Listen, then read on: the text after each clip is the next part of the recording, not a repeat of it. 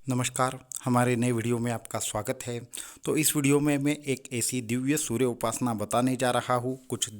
सूर्य भगवान जी के ऐसे दिव्य मंत्र बताने जा रहा हूँ जिनके माध्यम से आपके सभी प्रकार के दुख, दर्द, कष्ट और तंत्र मंत्र की बाधा, भूत प्रेत पिशाच बाधा बहुत ही जल्द नष्ट हो जाए और आपके पीछे जो भी प्रॉब्लम है वो सारे के सारे नष्ट होकर आपको अपने जीवन में जो भी चाहिए वो मिल सके। तो ये सारी चीज़ें अगर आप जानना चाहते हैं, आप ऐसी सूर्य उपासना जानना चाहते हैं, तो इस वीडियो को एंड तक जरूर देखिए। साथ में ही हमारे चैनल को सब्सक्राइब करना, वीडियो को लाइक करना और ज़्यादा से ज़्यादा लोगों तक इन्हें पहुंचाना ना भूलिए। तो साथ में ही आपको मैं याद दिलाना चाहता हूँ कि आने वाले गुरुवार को हमारी तंत्र शक्ति ज्ञान प्रतियोगिता है, जिसके माध्यम से जो भी लोग जीतेंगे उनको सिद्ध रुद्राक्ष और सिद्ध दत्त यंत्र प्राप्त होगा। साथ में ही जो भी 2 बार या 3 बार ये कंपटीशन जीतेगा उसके लिए हमारा जो वास्तुशास्त्र का कोर्स है वो भी फ्री में मिलने वाला है। तो इस वीडियो को एंड तक जरूर देखिए और बहुत ही जल्द आपको लिंक मिल जाएगी। और अगर आपने अभी तक इसमें पार्टिसिपेट नहीं किया है तो आप कृपया कर लीजिए। तो वीडियो को शुरू करते हैं। तो सूर्य उपासना के इतने हमारे पास अनुभव है कि उसके माध्यम से इस दुनिया में ऐसी कोई भी परेशानी नहीं है जो नष्ट ना हो सके। इसके लिए सूर्य उपासना का महत्व अत्यंत ज़्यादा है। जो भी साधक अपनी दशा और दिशा जीवन की बदलना चाहते हैं उन्होंने एक बार तो सूर्य उपासना का अनुभव जरूर लेना चाहिए। ऐसा ही एक अनुभव मैं आपके साथ शेयर करना चाहता हूँ कि हमारे पास काफ़ी ऐसे साधक आते रहते हैं जिनके पास बहुत सारी समस्याएं होती है। वैसे ही एक लड़का हमारे पास आया था, वो इंजीनियरिंग का था और इंजीनियरिंग लास्ट ईयर में कुछ उसको कम परसेंट मिले थे और उसका एक सेम बाकी था। एक सेम का मतलब 6 महीने बाकी थे और बाकी का इंजीनियरिंग पूरा हुआ था। तो जब वो हमारे पास आया तो वो काफ़ी टेंशन में था, फ्रस्ट्रेशन में था। तो फिर उसने हमें प्रणाम किया और उसने मुझे पूछा कि गुरुजी, क्या हमारे जो कर्म दोष है, कर्म बंधन है, उससे क्या छुटकारा साधना के माध्यम से पाया जा सकता है क्या? तो हमने उसको पूछा कि तुम्हें ये सब क्यों चाहिए? तो उन्होंने बोला कि गुरुजी, मैं बहुत बचपन से पढ़ाई में उतना होशियार नहीं हूँ और कभी मार्क्स भी अच्छे नहीं मिले। तो अभी जो भी परिवार है हमारा, उसकी जिम्मेदारी पूरी की पूरी तरीके से हमारे ऊपर है।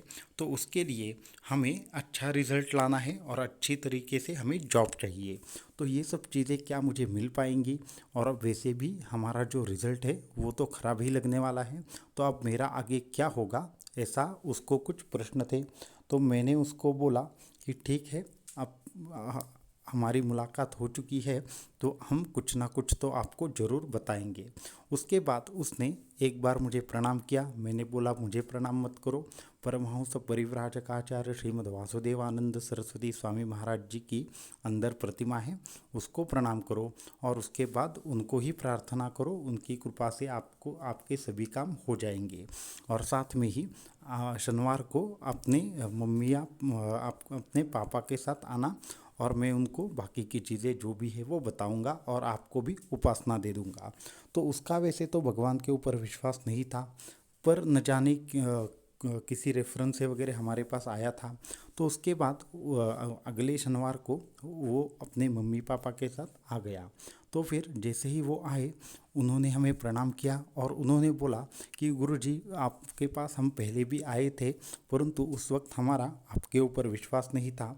उसके लिए आपने जो भी चीज़ें बोली थी हमने की नहीं। मुझे थोड़ा आश्चर्य लगा, मैंने उनको पहचाना नहीं था। तो उसके बाद मैंने बोला ठीक है, आप एक काम कीजिए, आप बैठिए और आपकी समस्या क्या है वो बताइए। तो उन्होंने बोला कि गुरुजी, हमें ऐसे बहुत बार ऐसे होता है कि हमारा कहीं पे जॉब लग जाता है, लेकिन कुछ ना कुछ कारणों की वजह से वो जॉब चला जाता है। साथ में ही बच्चे का पढ़ाई में ध्यान नहीं लग रहा है और हमारे जो गांव की ज़मीन थी वो भी किसी कारणों की वजह से वहाँ के जो पॉलिटिक्स थी उसकी वजह से चली गई और अभी वो पूरी की पूरी ज़मीन शापित हो चुकी है। तो अभी हम क्या करें ये हमें समझ में नहीं आ रहा है। तो फिर उन्होंने बाकी की सारी चीज़ें उनकी बता दी। तो फिर मैंने कहा ठीक है, आप एक काम कीजिए, परमहंस परिव्राजकाचार्य श्रीमद् वासुदेवानंद सरस्वती स्वामी महाराज जी की आप दत्त संप्रदाय दीक्षा ले लीजिए, और उसके बाद मैं आपको कुछ उपासना दे दूंगा और दत्त यंत्र की भी उपासना दे दूंगा, आपका काम बन जाएगा। तो उन्होंने कहा कि गुरु जी, जो हमारे यहाँ पे बाधा है उसकी वजह से जो प्रॉब्लम्स आते हैं उसका क्या। तो मैंने बोला ठीक है, उसके लिए आप सूर्य उपासना कीजिए, आपको सूर्य उपासना से बहुत ज़्यादा लाभ हो जाएंगे। तो सूर्य उपासना के बारे में उनको मैंने बताया कि चाहे कितना भी आदमी प्रॉब्लम में क्यों ना हो, या फिर उसको अंदर से जब भी शक्ति की ज़रूरत पड़ती है तब उनको सूर्य उपासना काम आती है। तो मैंने उनको उसके जो पापा थे उनको कुछ उपासना दे दी, और जो लड़का आया था उसको भी उपासना दे दी, और साथ में ही सिद्ध दत्त यंत्र दे दिया, आसन दे दिया, और उनको विशिष्ट प्रकार से 41 दिन तक उपासना करने के लिए कहा। उसके परीक्षा को तकरीबन 3 या 4 महीने रह गए थे। तो उसको मैंने हर शनिवार रविवार हमारे यहाँ पे आने के लिए बोला, और उससे सारी की जो भी वो उपासना थी वो मैंने उसके सामने ही हमारे करवा ली। तो फिर जैसे जैसे उसने उपासना शुरू कर दी, धीरे धीरे धीरे उसके वाणी में फ़र्क पड़ गया, उसके चेहरे पर तेज आ गया, वो कॉन्फिडेंटली बोलता नहीं था तो वो बोलने लगा। और उसको एक विशिष्ट सूर्य मंत्र देकर हमने बोला कि ये सूर्य मंत्र पढ़कर आप तुम जो ओरल रहती है वहाँ पे जाओ तो तुम्हारा काम बन जाएगा।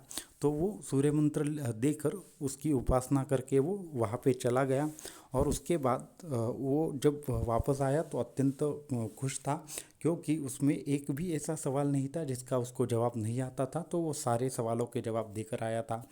साथ में ही उसके जो पापा थे तो उनके ज़मीन पे जो भी प्रॉब्लम था वो दत्त यंत्र की स्थापना के बाद नष्ट हो गया। 21 दिन के अनुष्ठान के बाद उनको एक सपना आया, और उस सपने में वहाँ पे कुछ दृष्टांत स्वरूप उनके कुलदेव ने आकर उनको बताया कि आप आगे का प्रॉब्लम पूरा का पूरा सॉल्व हो चुका है। और जैसे ही वो सपना आया तो 41 दिन का मैंने अनुष्ठान बोला था, 21 दिन बाद ही सपना आया, और फिर 41 दिन होते होते वहाँ पे उनको एक खरीदार मिल गया, और उसने वो ज़मीन ले ली, और उनका वो भी प्रश्न समाप्त हो गया, और पैसे का भी प्रॉब्लम चला गया। उसके बाद मैंने उस लड़के को और भी एक सूर्य उपासना दे दी, एक मंत्र का जाप करने के लिए बोला, और उसकी वजह से उसके जॉब का भी प्रॉब्लम नष्ट हो गया और उसका कल्याण हो गया। आज भी वो एकदम अच्छी पोजीशन पे काम कर रहा है। आगे उसका विदेश चला गया, और उसके बाद वो कभी कभी संपर्क में रहता है जब यहाँ पे आता है, नहीं तो वहाँ पे जब भी नहीं आता तो ज़्यादा संपर्क नहीं रहता। परंतु उस पूरी की पूरी फैमिली का सूर्य उपासना की वजह से कल्याण हो गया। तो अभी मैं कुछ सूर्य उपासना के बारे में आपको शेयर करना चाहता हूँ कि सूर्य उपासना कैसे करनी चाहिए, जिसके माध्यम से आपके सभी प्रकार के दुखों का और कष्टों का निवारण हो सके। तो वो कुछ इस प्रकार है। सबसे पहले रविवार को सूर्य उपासना करना अत्यंत लाभदायी है। सूर्य के मैं कुछ मंत्र आपको बताना चाहता हूँ कि जिसके माध्यम से आपको सूर्य उपासना का लाभ ज़्यादा मिले। तो रविवार के दिन अगर आप ओम सूर्याय नमः इस मंत्र से अनुष्ठान करोगे, हर रविवार को 11 माला करनी है।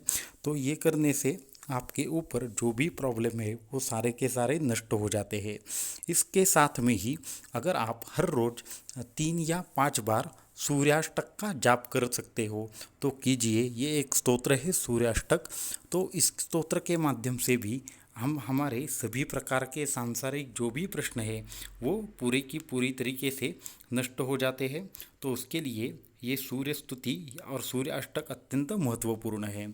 तो और सूर्य अष्टक का अगर मैं बात करूँ तो ये इतना दिव्य है कि अगर आपको फ्रस्ट्रेशन है, टेंशन है, या फिर आत्महत्या करने तक का भी विचार आपके मन में आता है तो वो भी पूरी की पूरी तरीके से नष्ट हो जाता है।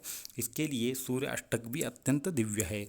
इसके साथ में ही अगर आप सूर्य गायत्री का विशेष करके अनुष्ठान करेंगे, जिन लोगों को भी पढ़ाई में तकलीफ आती हो, या फिर जिन लोगों को अपनी परीक्षा में विशेष फल की अपेक्षा हो, तो उन सभी लोगों ने क्या करना चाहिए, सूर्य गायत्री की उपासना जरूर करनी चाहिए। ये भी अत्यंत प्रखर ऐसी उपासना है। अगर मैं सूर्य सूर्य के और एक सूर्य की उपासना मैं आप सभी को बताना चाहता हूँ। रविवार के दिन सूर्य नारायण को देखते हुए वहाँ पे आप कोई भी किसी भी माला से 11 माला करनी है। किसी भी माला से ओम सूर्याय नमः का जप कीजिए। उसके बाद फल फूल और चंदन की जो पाउडर रहती है उससे सूर्य नारायण जी को प्रसाद चढ़ाइए और एक बार सूर्य की तरफ वो सारी चीज़ें देखिए और उसके बाद उसको पानी में छोड़ दीजिए। ऐसा अगर आप तकरीबन 11 रविवार तक करेंगे तो आपकी सभी मनोकामनाएं पूर्ण हो सकती है। अगर मैं सूर्य अष्टक की बात करूं तो सूर्य स्तुति की बात करूं तो उसका एक विशेष फल है कि उस स्तुति में बताया गया है कि वो पढ़ने से क्या होता है। तो वहाँ पे ऐसा बताया गया है कि समस्त सिद्धिदायक है, समस्त ऋणनाशक है, समस्त प्रकार के शत्रुओं का नाश हो सकता है, समस्त प्रकार के प्रॉब्लम का नाश हो सकता है। तो उसके लिए सूर्य स्तुति बोलनी चाहिए। सूर्य स्तुति अगर आपको मालूम नहीं है तो आपको ये नेट पे भी मिल जाएगी या मैं नीचे डिस्क्रिप्शन में आपके लिए ये सूर्य स्तुति दे दूंगा। तो फिर उसकी स्टार्टिंग कुछ इस प्रकार है। जयाचार था एक ची चक्र पाही, न से भूमि आकाश आधार काही, असे सारथी पांगुळा जार थासी, नमस्कार त्या सूर्य नारायणासी। और इसमें ही और एक चीज़ बताई गई है, फळे चंदने आणि पुष्पे करोनी, पूजावे बरे एक निष्ठा धरोनी, मनी इच्छिले पाविजे त्या सुखासी, नमस्कार त्या सूर्य नारायणासी। तो जो भी मन में इच्छा करोगे वो प्राप्त हो जाएगा, जो भी आपके मन में प्रॉब्लम हो वो नष्ट हो जाएगा। और सूर्य उपासना की वजह से आपके सभी जो ग्रह हैं आपके विरुद्ध काम कर रहे हो या फिर बाकी की भी चीज़ें हो वो आपके साथ में काम करेंगे, शत्रु मित्र बन जाएंगे और घर में पूरी की पूरी तरीके से सुख और शांति होगी। तो इस तरह से सूर्य उपासना से आप खुद का कल्याण कर सकते हैं। अगले वीडियो में सूर्य के और डिटेल उपासना आपको ज़रूर बताऊंगा। तो इस वीडियो में इतना ही। अगले वीडियो में मैं आपके लिए और भी चीज़ें लेकर आऊँगा। धन्यवाद।